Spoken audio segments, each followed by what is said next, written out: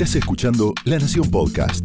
A continuación, Camila Perochena y Santiago Rodríguez Rey te cuentan quiénes fueron los hombres y mujeres que dirigieron al país en sus primeros 200 años de historia en La Banda Presidencial. La paz y la administración para 1890 parecen historia antigua. Solo una década pasa para que el ruido de las armas vuelva a tronar en Buenos Aires. Y esta vez está más cerca de la Casa de Gobierno que nunca. Los cívicos no son un movimiento interno del PAN, una pelea entre los grupos de poder como la que se había dado hasta ahora. La revolución es el relámpago que antecede al trueno que anuncia la tormenta. Vencidos no se retiran y ceden el espacio político al vencedor. Vencidos no pasan a formar parte del PAN. Vencidos triunfan con la renuncia de Juárez Celman. El gobierno está muerto. El zorro será hábil, pero las boinas blancas dejan algo claro. El monopolio político se ha terminado. A partir de ahora se produce una diversificación dentro de los grupos conservadores, pero también se consolidan las voces disonantes con el surgimiento de radicales y socialistas. La tormenta no es solo política, también económica, y ahí será necesario un piloto, un gringo en el lugar correcto en el momento indicado. La tormenta desatada traerá a cuestas crisis familiares, muertes resonantes, temores de guerra y el quiebre de un dúo dinámico, político, que traerá consecuencias electorales. En este episodio nos toca recorrer la agitada década del 90, con defaults, revoluciones y un pragmatismo político en la dirigencia que le abrió las puertas a la negociación, incluso con la oposición. Mi nombre es Santiago Rodríguez Rey. Y yo soy Camila Perochena. Bienvenidos a La Banda Presidencial. Un sistema de vuelos espaciales. El país se encuentra bajo el control operacional de la Junta Militar. Conducir es persuadir. Y al hombre siempre es mejor persuadirle que obligar. No somos nosotros el problema. En primer lugar, anuncio que el Estado argentino suspenderá el pago de la deuda externa. Para conocer una persona es tan importante lo que hace como lo que no está dispuesta a hacer. He decretado el estado de sitio en todo el territorio nacional. El radicalismo no lo mueve el rencor, el odio ni el deseo de revancha. Desde hace 10 años el radicalismo viene bregando por la normalización del país. ¡Mentira! ¡No existe la libertad sin justicia! Vengo a proponerles un sueño. Si quieren venir, que vengan, les presentaremos batalla.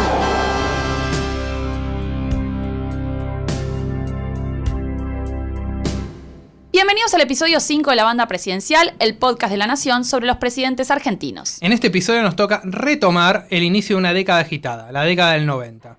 Suena repetido, pero tendremos revoluciones, crisis económicas, pero también internacionales y el retorno del zorro al sillón de Rivadavia. Vamos pues a conocer un poco a los presidentes. Vamos a arrancar con el gringo. ¿Quién es el gringo? Así le decían a Pellegrini, porque como en su familia le enseñaron a hablar inglés desde muy chiquito, tenía como un acento medio raro cuando hablaba en español. A mí me gusta gobernar mucho. Algo así. Pellegrini había nacido el 11 de octubre de 1846 en Buenos Aires. Su padre, también Carlos Pellegrini, era un ingeniero de Saboya que vino atraído por Rivadavia para ocuparse de las aguas de la ciudad de Buenos Aires. Pero como ya vimos en el episodio 1, no había nada muy estable en esa época y a causa de los cambios políticos, el padre de Pellegrini terminó dedicándose a pintar retratos. Ojo, no le fue mal con los retratos, ¿no? Se convirtió en uno de los pintores más solicitados por la alta sociedad porteña. Además, el tipo era muy ilustrado y tenía una biblioteca importante y conocía los debates políticos y sociales que se estaban dando en Europa. Pronto se convirtió en una figura popular entre las familias bien de la ciudad. La madre de Pellegrini, María Bevans, ocupaba un lugar central en el ambiente político, social y cultural de Buenos Aires. Venía de familia inglesa y de ahí lo del gringo. En su juventud, el gringo Pellegrini estudió Derecho, pero abandonó la carrera porque se fue a combatir a la Guerra del Paraguay. Cuando volvió de la guerra se recibió, donde expuso durante su examen sobre la necesidad de proteger la industria para su desarrollo, se casó y empezó su carrera política. A mediados de 1869 armó un comité autonomista junto a, entre otros, Alem, Victorino de la Plaza, Quirno Costa, Marcos Paz e Hipólito Yrigoyen. Qué lista, ¿eh? 2 presidentes, 2 vices y uno que no se dobla.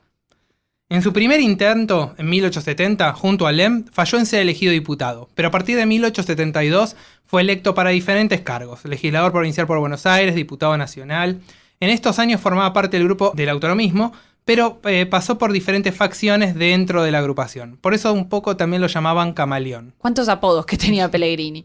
Desde su banca se destacó rápidamente en debates en torno a posiciones librecambistas y de protección de incipiente industria y la necesidad de protegerla. En 1880 llegó al Ejecutivo cuando Avellaneda lo nombró ministro de Guerra, por lo que estuvo al mando de las tropas nacionales que enfrentaron a las porteñas de Tejedor. Este año participó en la fundación del PAN y apoyó la candidatura presidencial de Roca.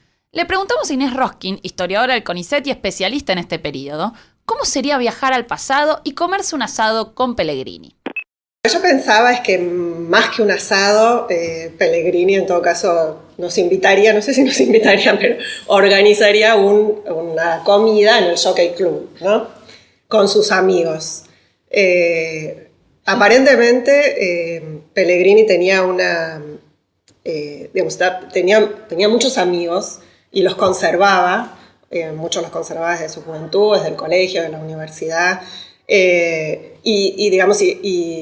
Y había algo así como un culto a la amistad masculina, que además trascendía las diferencias que podía haber en la vida pública o en la vida política, ¿no? Entonces, entre sus amigos había muchos que coincidían con su orientación política, como por ejemplo Miguel Cané, pero otros que no. Como Lucio B. López o incluso Aristóbulo del Valle que mencionaba antes, pero digamos con ellos, la amistad estaba más allá de las diferencias políticas. Y por eso pienso que en esas comidas en el Jockey Club las cuestiones políticas no debían formar parte principal de las conversaciones, que seguramente transcurrían por otros carriles. Y después había también otros ámbitos a los que Pellegrini asistía frecuentemente, el hipódromo, el teatro, bueno, las fiestas, digamos, pero en este contexto de la importancia de los amigos, ¿no? La contracara de eso, dicen en las biografías, por ejemplo la de Ezequiel Gallo, estaba su casa, su esposa y su casa. Y tanto el Jockey Club como la casa, la residencia familiar quedaban muy cerca, sobre la calle Florida. Y bueno, esa era como el otro pilar, digamos, de la vida no política, digamos, ¿no? Y aparentemente tenía una personalidad bastante, también dice Gallo, bastante explosiva, ¿no? Una tendencia también en la época de la universidad, del colegio, de pelearse con otros, de participar en peleas así callejeras, o de participar de los juegos de carnaval en la Rambla, en Mar del Plata, digamos, ¿no? O sea, una cosa así bastante expansiva. Bastante jodona e intenso, Carlos. Entonces, para desconectarse de la política, Pellegrini se iba al club. Él decía que prefería las conversaciones del club sobre temas más mundanos, cotidianos, que las que se dan en las tertulias políticas. Se podría decir que su estilo de vida era aristocrático, siempre teniendo en cuenta que lo que llamamos aristocracia en el país de este fin del mundo es distinto a lo que se puede encontrar en Europa. Más allá de esa salvedad, se podría decir que Pellegrini fue uno de los constructores de ese estilo aristocrático local de fines del siglo XIX. Tenía una preocupación, igual, que era refinar gustos, modos y costumbres en la burguesía argentina. Porque creía que la burguesía argentina podía tener algunos gustos un poquito rústicos. Por ejemplo, lo que hace Pellegrini es, para la sede del Jockey de calle Florida, en la cual participó en la fundación, se encargó de contratar un chef francés. Algo que aparentemente no tuvo mucho éxito, porque su amigo Cané le dijo que le parecía difícil que el chef pudiera hacer, por ejemplo, papas fritas a caballo o chinchulines. Digamos, muestra que en todo caso esa idea de aristocracia era una construcción en el contexto de una sociedad como era la porteña en esos años, segunda mitad del siglo XIX, fines del siglo XIX, abierta, cada vez más cosmopolita, plebeya en gran medida, digamos, variada, mezclada y móvil, cada vez más móvil también, donde era posible, así como también era posible el ascenso y era posible el descenso, digamos, pero bueno, no estaba cerrada, digamos, ¿no?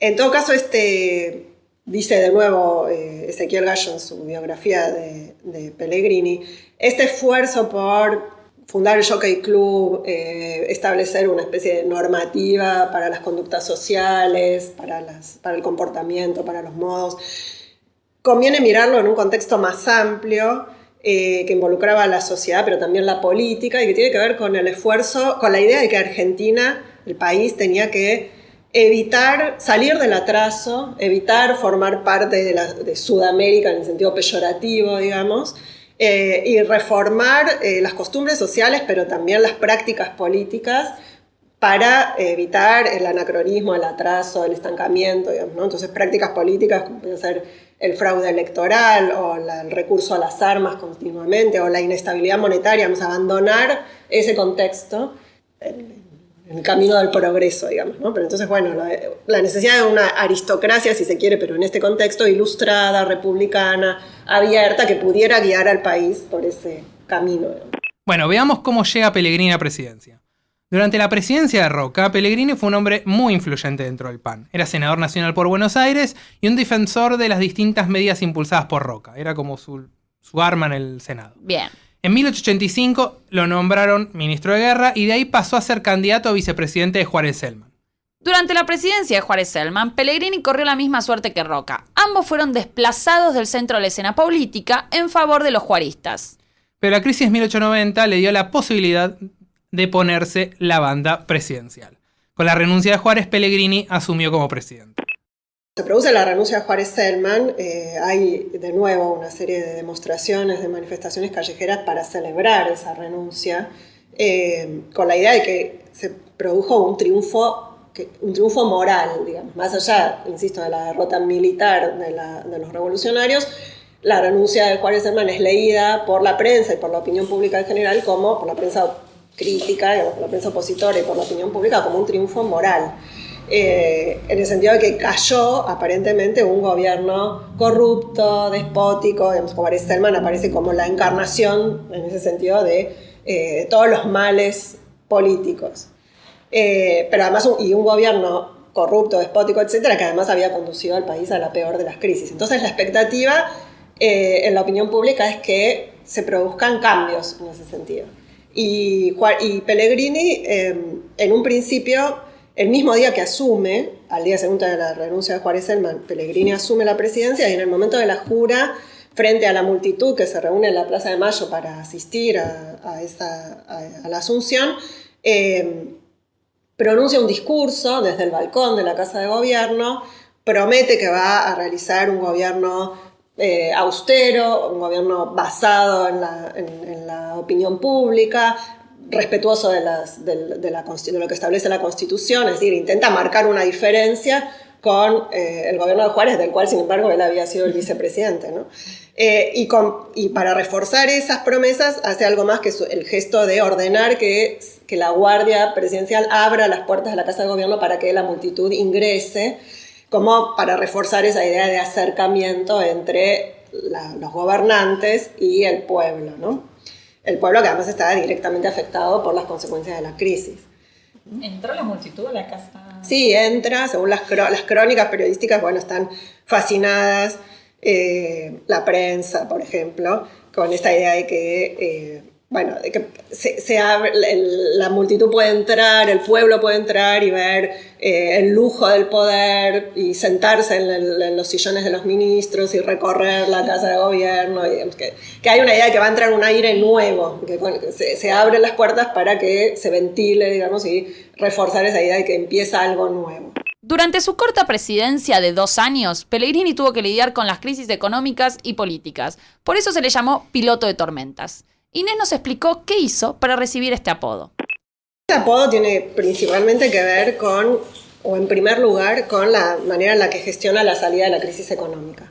En principio es exitosa, digamos, lleva adelante una serie de medidas que en su mayoría son de carácter muy coyuntural, que tienen que ver con la urgencia del momento, con frenar la devaluación del peso frente al oro, las corridas bancarias, la crisis de los bancos, que quiebran muchos bancos públicos y privados, la necesidad de renegociar la deuda. Y bueno, en ese contexto tan apremiante se toman una serie de medidas de distinto tipo, monetarias, fiscales, impositivas, y también esto de negociar los términos del pago de la deuda externa, que bueno, que en principio funcionan, digamos, o por lo menos crean las condiciones para que se acelere la recuperación económica, que está impulsada fundamentalmente por el motor de la economía agroexportadora.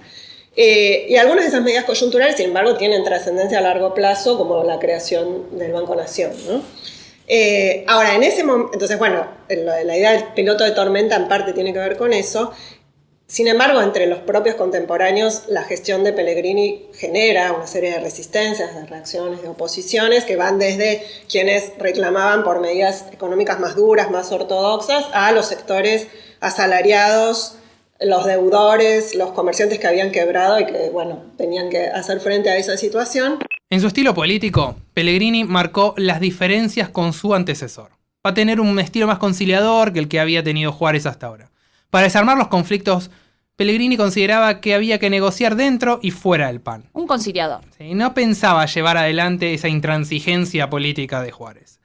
Por eso va a incorporar al gabinete figuras independientes o a sectores moderados de la oposición para ampliar el espectro político. Aunque su primer ministro del Interior es Roca, ese dúo dinámico, ¿no? De hecho, van a impulsar una estrategia conocida como el Acuerdo. El objetivo era que Mitre, líder de la Unión Cívica, no se presente en elecciones presidenciales por ese partido. A cambio le ofrecieron ser el presidente, acompañado por un vice leal a Roca. Mitre, que era el candidato puesto por la Unión Cívica tras la Convención de Rosario en enero de 1891, quiere acordar. Alem se entera de esto, saca a relucir su intransigencia y se radicaliza. Sos muy sutil. Sí, bueno. Un chistazo. A partir de este momento, la Unión Cívica se divide en dos grupos. Los que están dispuestos a negociar, la Unión Cívica Nacional, con Mitre como líder, y los antiacuerdistas, nucleados en la Unión Cívica Radical, liderada por Alem. Pero las amenazas de competencia para el partido oficial no se terminaron ahí. También vinieron desde adentro del propio PAN. Entre los conservadores surgió una fuerza política que se denominó modernista y que eran aquellos que habían sido partidarios de Juárez Celman y que reivindicaban el tipo de gestión política de Juárez. Era una impugnación justamente a la política de acuerdos y de conciliación que intentaba llevar adelante Roca con Pellegrini. Este grupo buscaba hacer una alternativa al roquismo y propusieron como candidato a Roque Sáenz Peña, exministro de Juárez Celman. Pero escuchemos qué hizo el zorro Roca para evitar la competencia en la elección.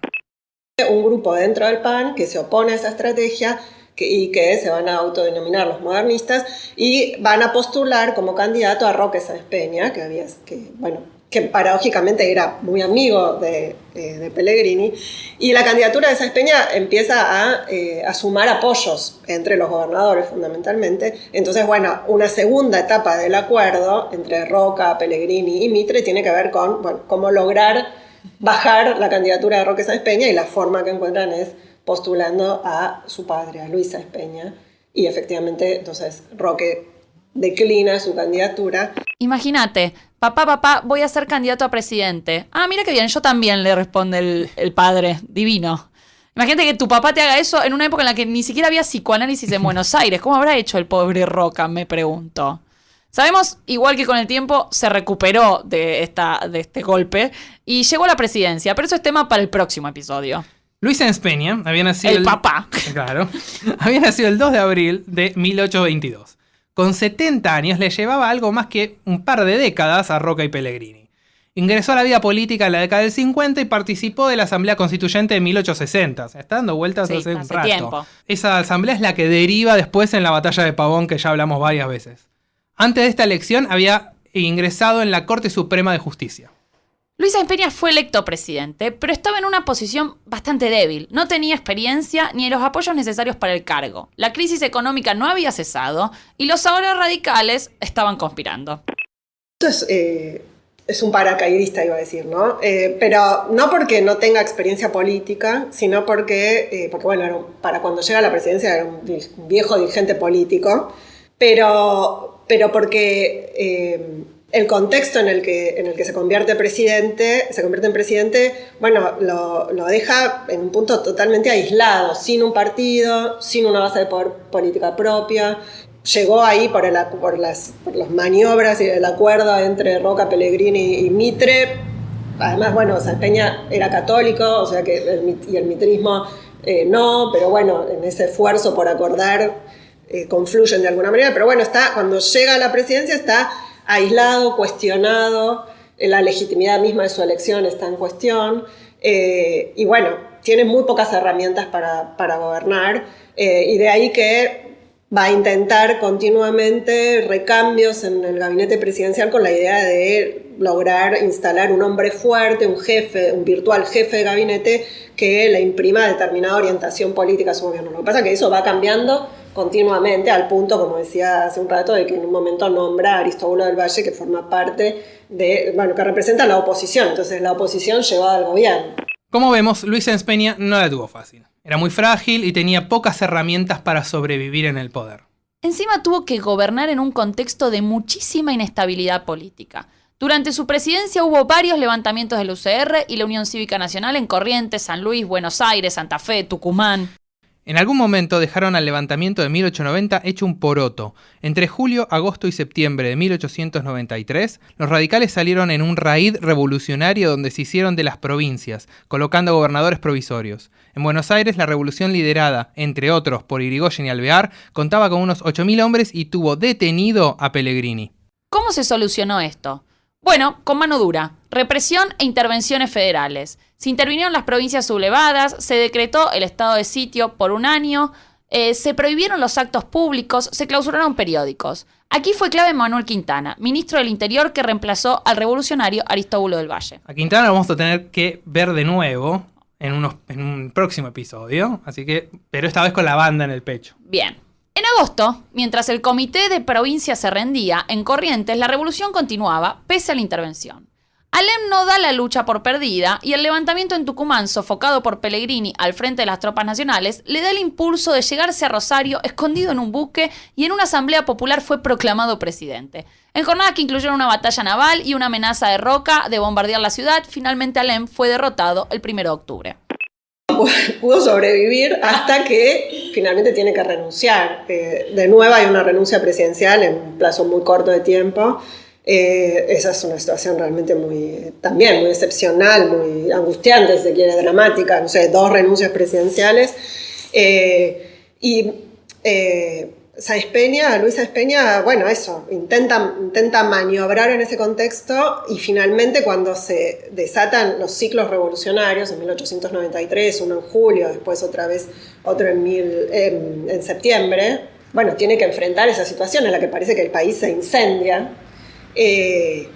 y paradójicamente un presidente tan débil como en principio lo era Luis Sáenz Peña, termina recurriendo a los instrumentos que le da su lugar al frente del Poder Ejecutivo para llevar adelante la represión de los movimientos revolucionarios. Entonces, represión militar y después intervenciones provinciales. Mucho. Y si bien la economía parecía ir mejorando, la presidencia de Sáenz Peña no sobrevivió a la tormenta y renuncia casi un año después, en enero de 1895. Su reemplazante, José Evaristo Uriburu, nació en Salta el 19 de noviembre de 1831. Ojo, no confundir con su sobrino José Félix, que participó en la Revolución del Parque y va a ser presidente de facto en 1930. Sí, a ese lo vamos a ver en un par de episodios. Es que los Uriburu son muchos. Incluso el padre de José Evaristo fue muy activo en la política de la provincia de Salta desde la década revolucionaria hasta los 60. Y por el lado del presidente, Uriburu era un político profesional. Había ocupado cargos en el Estado desde la década del 50, fue diputado, ministro, y en el momento de elegirlo como vice era el embajador argentino en Chile. Uriburu gobernó bajo la sombra de Roca y Pellegrini. Roca era el presidente del Senado y próximo en la línea de sucesión, por las dudas. En una carta a Miguel Cané, Pellegrini relata una situación que tuvo con Uriburu. El sonso Uriburu que hace tiempo me está fastidiando pues dice que yo tiranizo al Congreso, pero no he de gobernar el Poder Ejecutivo. Me terminó de cargar y de despedida le puse la paleta en su lugar. Imagínate, sos presidente y viene uno de tu partido y te mete una piña. Era temperamental, Pele, ¿no? Uriburu no se olvida igual de esto y de aquí en más se va a convertir en un opositor a Pellegrini. Yo capaz también.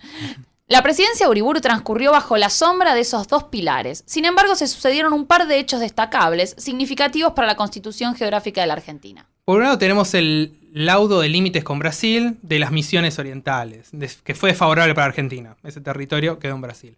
Ante esta situación se nombró a Francisco Moreno, perito, para no correr la misma suerte por el lado de los límites con Chile. El perito Moreno. La cuestión de límites con Chile fue recalentándose, ¿no? Y la relación entre ambos países estuvo al borde de la guerra. El nivel de esta situación fue tal que incluso la mejora de la economía pasó a un segundo plano. asume la presidencia, pero la figura que cada vez se recorta más es la de Roca, que vuelve ahora sí a recuperar esa centralidad en el escenario político que estaba buscando. Roca aparece cada vez más como el que puede garantizar el orden, la vuelta al orden, digamos, ¿no? En principio es convocado por el propio Luis Sáenz Peña, antes de renunciar en 1893, para dirigir el operativo militar contra las revoluciones. Y después de que renuncia Sáenz Peña y asume Uriburu, bueno, entonces esa idea de que Roca, porque, bueno, por su experiencia política, por su experiencia militar, por los contactos que tienen las provincias, puede garantizar esto de la vuelta al orden, ¿no? Y a eso se suma que hacia 1897-98 se va a agravar considerablemente el contexto internacional. El conflicto con Chile por cuestiones limítrofes, y entonces en ese marco todavía se refuerza más esa idea de Roca como el que puede restablecer el orden, y Pellegrini, de hecho, que tenía sus propias aspiraciones y que incluso muchos de sus partidarios de los modernistas van a impulsar en ese momento la candidatura de Pellegrini para la elección presidencial de 1898, sin embargo Pellegrini termina apoyando a Roca, unificando a todo el partido detrás de la elección de Roca, y Roca llega a la presidencia en el 98 sin ningún problema y en un contexto que parece mucho más amable, si se quiere, mucho más ordenado, con el equilibrio restablecido. La prensa oficialista recupera esa idea del piloto, pero esta vez aplicada a Roca, el piloto experimentado, el que vuelve, la segunda presidencia, para reinsertar al país en el camino del progreso, digamos. Entonces Pellegrini decide no presentarse a las elecciones de 1898 y le deja el camino libre a Roca. No solo eso, sino que colabora activamente para su triunfo. Ahora, Roca no es el mismo en esta segunda presidencia que en la primera. Los problemas tampoco eran los mismos. Además de los conflictos limítrofes, las demandas sociales eran otras, la composición de la sociedad era otra, como quedó plasmado, por ejemplo, en el censo de 1895. La sociedad era totalmente otra. Esta cantidad de levantamientos y divisiones al interior del PAN a Roca lo perturbaban muchísimo. Imagínense que en los años 80 lo más importante para él era mantener el orden como una forma de lograr el progreso. Acá lo que vamos a tener es un montón de tipos agitando banderas revolucionarias, y a pesar de que esas revoluciones eran vencidas, volvían a aparecer una y otra vez. Entonces, ¿cómo cambió Roca ante este escenario? Le preguntamos a Fernando Casullo, que es director de la Escuela de Estudios Sociales y Económicos de la Universidad Nacional de Río Negro, si el Roca de 1880 y el de 1898 se parecen o eran muy distintos. No podría decir necesariamente en la forma de construcción de poder, en cuanto a que está claro que el Roca de su segunda presidencia continúa con una capacidad de enhebrar acuerdos que implicaban dejar heridos a enemigos, que no es un cambio copernicano respecto de su primera presidencia, digo, el vínculo con Pellegrini, la ruptura luego del problema de la deuda y demás. Ahora sí, es un Roca que tiene una capacidad de leer la agenda de principio del siglo XX, que no es la de finales del siglo XIX, mucho menos la del 80, que para mí es una característica esencial para entender por qué Roca es el único presidente que termina los mandatos en el orden conservador, ¿no? O sea, él adapta su agenda al reformismo y se corre un poco de ese lugar, de ese liberalismo rampante, digamos, de su primera presidencia, y entiendo liberalismo como una cuestión, ¿no?, de práctica y no necesariamente de creencia. Roca siempre va a funcionar desde un lugar de pragmatismo, pero insisto, ¿no?, en este pragmatismo, y que le permite adoptar una agenda reformista y claramente más corrida hacia la centro-izquierda respecto a su primera presidencia, ¿no? Y yo esto que te digo, para mí Roca vuelve en el 98, tal vez suene un poco exegético, pero a garantizar cierta continuidad del esquema del PAN y del roquismo todo, que claramente se había visto amenazada con la Revolución del 90 y particularmente con la del 93 y esta suerte de puente, digamos, de plata que había construido Uriburu, pero desde un lugar de amenaza, ¿no? Digo, la cuestión social para el 98 está dando vuelta por todos lados. Y también porque, bueno, si no era Roca, ¿quién? Y ahí uno puede decir, ¿no?, era Pellegrini. Y finalmente, ¿cuánto Roca se podía, digamos, bancar que esta especie de socio, ¿no?, íntimo, de enemigo íntimo que había sido Pellegrini, finalmente fuera quien lo relevara en el poder. De hecho, bueno, en la segunda presidencia, donde en un punto ese dúo que había sido tan fuerte y tan efectivo se termina de romper, ¿no? Con un nivel de rencilla personal tremendo. Una de las primeras acciones de Roca es la de llevar adelante la resolución de los conflictos limítrofes con Chile. El tema estaba presente en los diarios de la época con mucha fuerza y la escalada militar con compras de buques y armamento hacían pensar que había una guerra que se venía. Roca, sin embargo, no tenía la menor intención de ir a una guerra. La economía no estaba para bollos, aunque no había crisis. Todavía.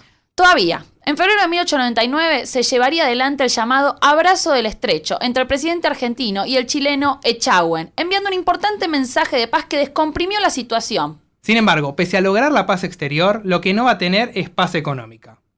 Estamos llegando a la crisis de la deuda de 1901. De esto hablamos con Martín Castro, doctor en historia. Es muy importante que tiene que ver con la economía, pero que se traduce a la política, que es la de 1901.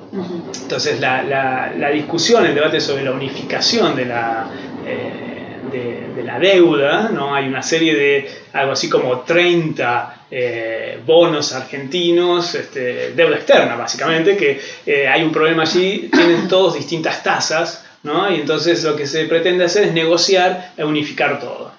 Entonces manda Pellegrini estaba en Europa, como tantas veces, Carlos Pellegrini viajando y estando allá, le dice, bueno, ¿por qué no negociás un acuerdo? Básicamente eso es lo que pasa. Entonces Pellegrini, con la ayuda de otros, Ernesto Torkins, banquero y otra gente, negocia, ¿no? Llega a un acuerdo, esto es mucho más complejo, pero bueno, de cualquier manera se llega a un acuerdo, a un único bono, que tiene un problema, que es que esa unificación, por eso el nombre, se unifica con la garantía de la recaudación de la aduana, de los ingresos de la aduana. Y eso genera una reacción muy fuerte en la opinión pública, en los estudiantes universitarios, en la Ciudad de Buenos Aires, sobre todo en la Ciudad de Buenos Aires. Hay alguna manifestación algo más en Rosario, pero en general está concentrado en la Ciudad de Buenos Aires. Y es bastante amplia, digamos, en cuanto a... genera una reacción en los sectores dirigentes, es decir, bueno, ¿qué es esta gente en las calles? Los diarios presidenciales, hablan negativamente, la llaman las turbas, ¿no? La policía reprime, etc. Pero de cualquier manera Roca se da cuenta que ahí hay algo, hace ruido, y entonces retira el proyecto que se había presentado ante el Congreso y que lo había defendido Carlos Pellegrini en 1901. Entonces eso lleva a la ruptura entre los dos, que habían sido las dos figuras más importantes del Partido Autonomista Nacional, con sus propias rivalidades, es decir, los amigos de Pellegrini. Si uno lee la correspondencia de la época, básicamente no podían verlo a Roca. Es decir, hay un sentimiento antirroquista muy, muy fuerte. En 1901, Pellegrini rompió con Roca. Después de esta pelea, nunca más hubo una reconciliación entre estos dos. Esta situación debilita a Roca porque pierde de esta manera una de sus espadas más importantes en el Congreso. Pellegrini va a llevar su oposición a su banca y comienza a gravitar junto a otros sectores modernistas para oponérsele. Esta oposición se va a ver plasmada en la discusión de la reforma electoral de 1902. Pero Roca entonces está poniendo todo patas para arriba. Sí y no. Uno tiene la impresión al ver su correspondencia, sus mensajes, pero sobre todo su práctica política, es alguien que es sobre todo un pragmático, ¿no? Entonces tiene varias ideas, ¿no? Tiene varias ideas claras, el orden político, ¿no? Es decir, tiene que haber un orden. No es alguien, la retórica misma de las publicaciones del diario del presidente, que era Tribuna, o la Tribuna Nacional antes, reforzaba mucho esta idea del orden, ¿no? Y entonces no se llevaba bien ese discurso político con la idea, por ejemplo, la virtud cívica, la movilización, la gente en las calles. No era eso. Roca evidentemente no iba por ese lado. Es más, hay varias de sus cartas donde dice, bueno, lo que la gente quiere, y por gente él consideraba a la gente decente, digamos, es básicamente preocuparse por las cosechas, la gente decente en el término de la época, ¿no? Y dejarle la política a los políticos, ¿no? Y entonces eso es un poco lo que plantea y sería un error pensarlo en la Roca como alguien que está pensando, creyendo que la vida política necesita ser está lejos de una mirada regeneracionista o reformista en ese sentido. Me parece que eso puede decirse sin demasiados problemas. Roca básicamente no ha cambiado demasiado y mantiene su postura de un partido que controla el quehacer nacional. Pese a que la reforma electoral es exitosa y aprobada por el Congreso, los tiempos han cambiado y esta verticalidad va a estallar en la reunión de notables para elegir la sucesión presidencial. Eso, si bien el menú podría ser limitado a veces, no es que se elegían unos con otros. Como hemos venido insistiendo, las discusiones para elegir un presidente, para que aparezcan candidatos, eran muchas. Lo que sucede en 1903 es que el PAN deja sus fracturas expuestas. Todo el tiempo se ha dicho, cada presidente entre 1880 y 1910, digamos, impuso a su sucesor. Y esto no es así, digamos. Tanto en la década de 1880 y 90, que ha estudiado Pablo Alonso, digamos, ahí hay una discusión, hay una formación de ligas, esas ligas de gobernadores compiten, tienen sus candidatos. A comienzos del siglo esto funciona de otra manera, pero de cualquier manera es mucho más fluido, ¿no? Lo que significa, para hacerlo corto, que el presidente no impone a su sucesor. Y esto no pasa en ningún caso en 1903, y hay una discusión ahí, una convención de notables donde participan muchos, incluso Carlos Pellegrini.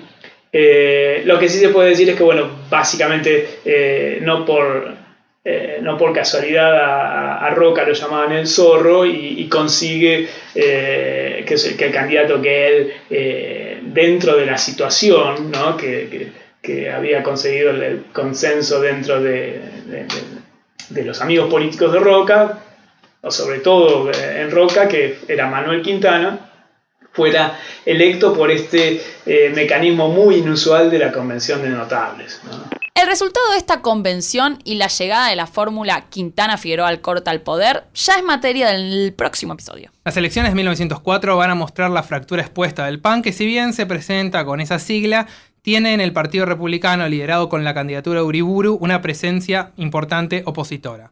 También se presenta un PAN modernista con la candidatura de Marco Aurelio Avellaneda, hermano del expresidente Avellaneda, que obtiene el tercer lugar en el colegio electoral.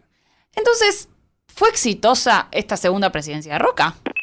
La primera es exitosa, yo eso lo puedo decir sin duda, y modifica el tablero sobre el que juega la política nacional y la economía de los próximos 40, 50 años. Ahora bien, la segunda, para mí, en ese sentido no logra esos niveles de éxito. Hay algo de bancar los trapos para mí, insisto con esto de que introducir la cuestión social a la agenda, más que una suerte de diseño de las políticas públicas de los próximos del siglo XX, tuvo que ver más con una especie de continuidad, pero es una agenda que se vuelve poderosa, que se vuelve rotunda, y de hecho uno podría decir, los grandes temas del siglo XX, por lo menos del radicalismo, son el trabajo, ¿no? Podemos decir, y la cuestión electoral. Y ya en la segunda presidencia de Roca, con el Código Joaquín B. González y con el informe Violet Macé, vemos que hasta esa capacidad de anticiparse, ¿no? a los grandes temas a posteriori de las décadas subsiguientes, seguía estando. Ahora, el cambio de tablero de la primera no es equivalente al de la segunda. La segunda tiene más que ver con esto de ayornar, ¿no? Un esquema a las preocupaciones del siglo XX y el fin de siglo. La vida postpresidencial de los protagonistas de este episodio es diversa. Sáenz Peña, que había dejado su puesto de juez en la Corte Suprema, no vuelve a la vida política y muere recién en enero de 1907. En el caso de Uriburu, se mantiene activo como senador por la capital federal hasta 1910, fue candidato a presidente, como dijimos, en 1904, y moriría recién en 1914.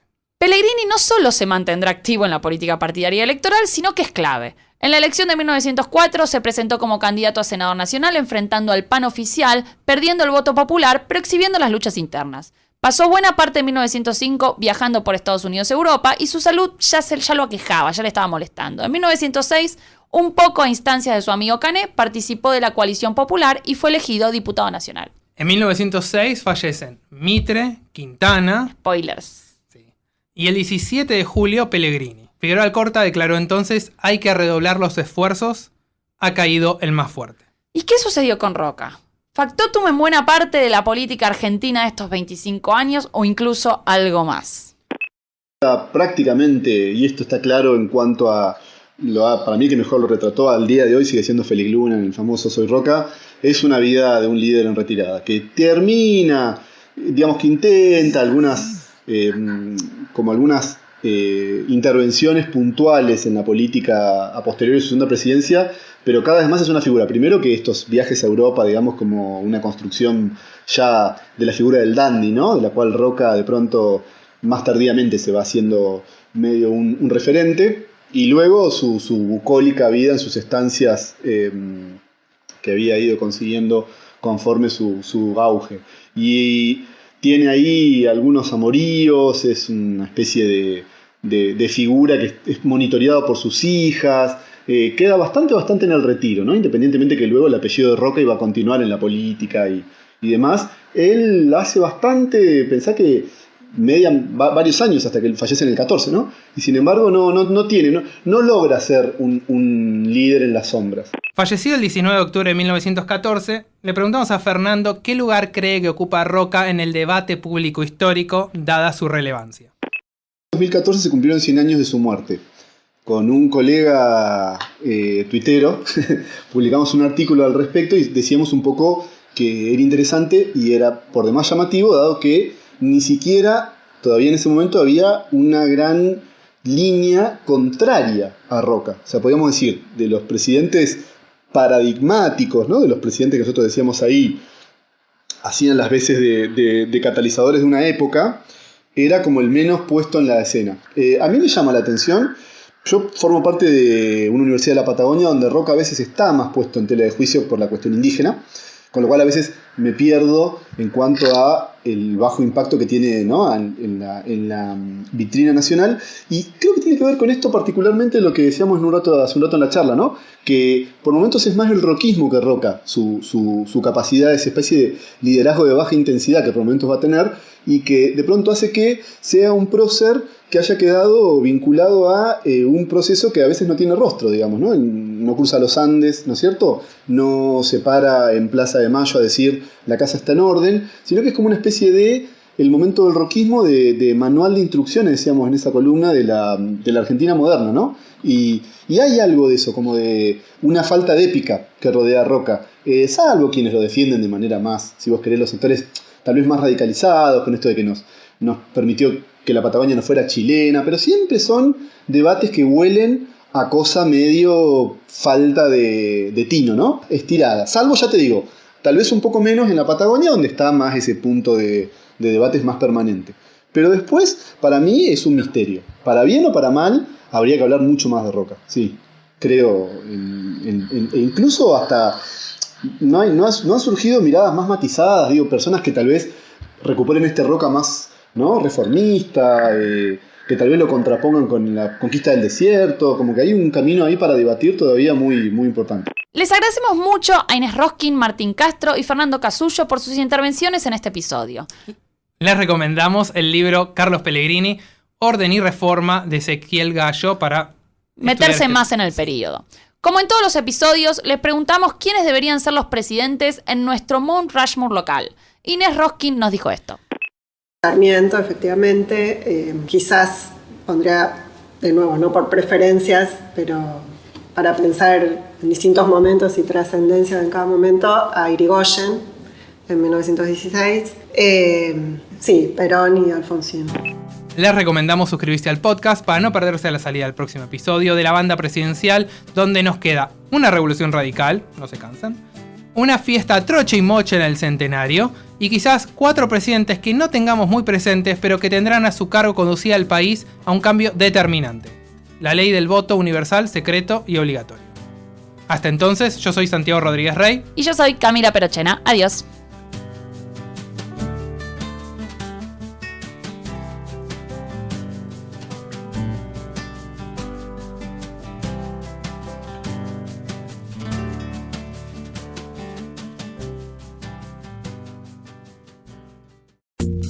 Esto fue La Banda Presidencial, un podcast exclusivo de La Nación. Escucha todos los programas de La Nación Podcast en www.lanacion.com.ar. Suscríbete para no perderte ningún episodio. Estamos en Spotify, Apple Podcast, Google Podcast y en tu reproductor de podcast favorito.